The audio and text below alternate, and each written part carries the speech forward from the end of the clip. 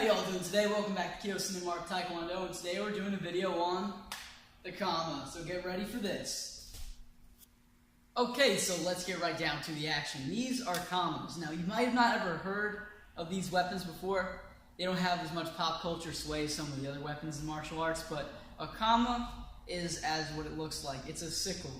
Now, sickles were used as agricultural tools back in the day, primarily for cutting crops and vegetation.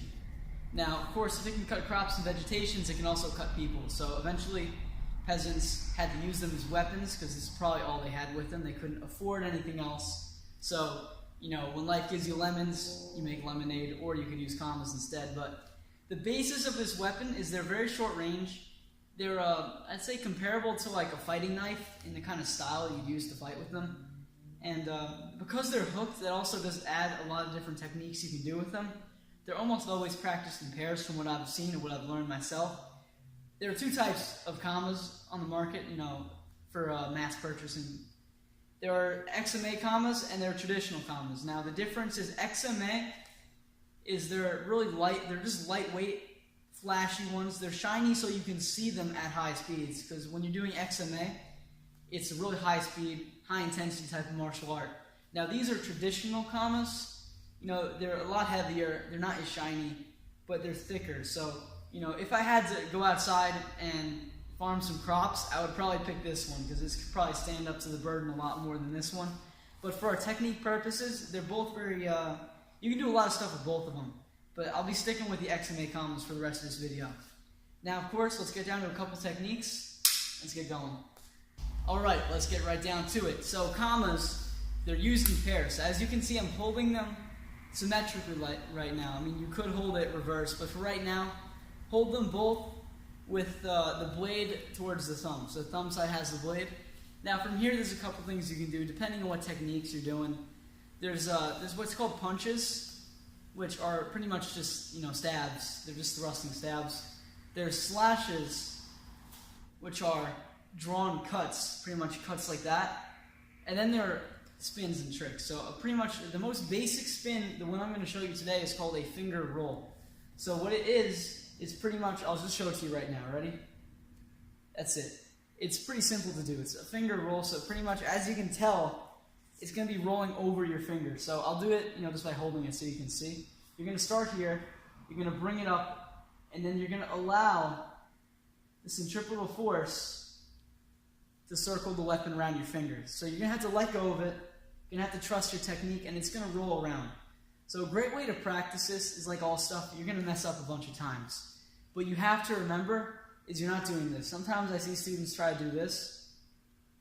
I mean, that's something. You could make that into a technique. You could spin it through your fingers, but we're not doing that right now. You need to let go and just let it spin in the air like that. Ready? A spin like that. Now, if I had a slow-mo footage, I'm going to show you some slow-mo footage in a second. But the basis is, if you go too slow, you're not going to make a full circle. I'll just drop it if I try. And if you go too fast and you don't know what you're doing, you're going to end up launching your kamas out. Once you get really good, you can go quick, trust me.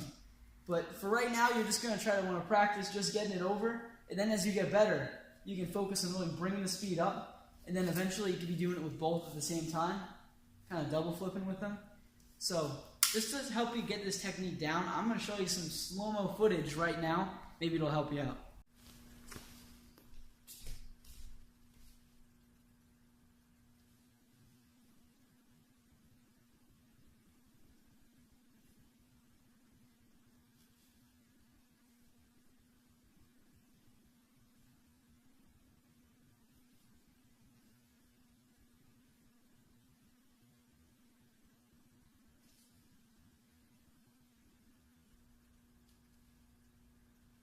Okay, I really hope that slow-mo footage helped you out. And as you can see, when you're doing a finger roll, the kama is only in contact with your pointer finger until you grab it again.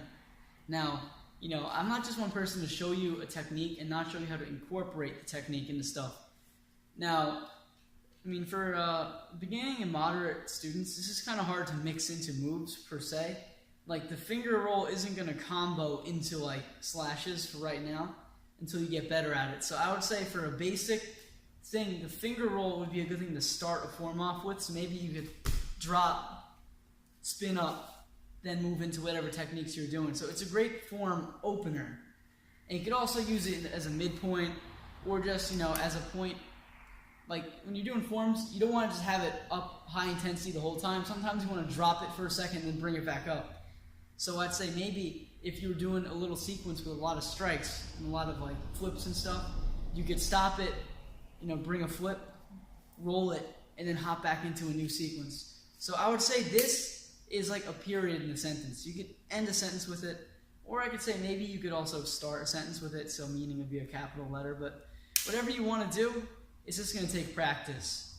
And I know because someone's going to ask, you can do it with the big commas. I'll show you a flip with the big commas in a second. Now, just to show you that these techniques work on all types of commas, because I know someone's going to ask about it, you can do a finger roll on the big ones. Ready? Look at that. It's the same thing. I mean, you can't go quite as fast with them, but they're definitely fine. They're great weapons to use.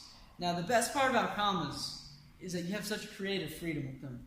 Since they're so similar to hand-to-hand fighting, if you're in a Taekwondo school or a karate school, you can adapt hand-to-hand forms to fit the comma and then just add more comma techniques into it. It's a thing I like to do.